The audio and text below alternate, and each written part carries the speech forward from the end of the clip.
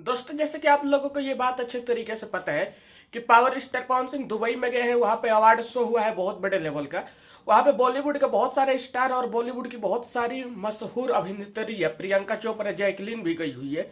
ठीक है दोस्तों, अब सुनने में आ रहा है कि अवार्ड फंक्शन हो गया है और सबसे ज्यादा और सबसे महंगा अवार्ड मिला है पावर स्टार पवन सिंह को, बेस्ट सिंगर का, बेस्ट एक्टर का। सुनने में आ रहा है दोस्तों, पूरा कंफर्म नहीं है। बताया जा रहा है कि 5 अवार्ड मिला है पवन सिंह को और पवन सिंह के फिल्मों को भी बेस्ट फिल्म का अवार्ड मिला है। ठीक है दोस्तों, लेकिन कहने वाली बात यह है कि पवन सिंह को 5 नहीं, कम से कम 10 अवार्ड मिलना चाहिए था।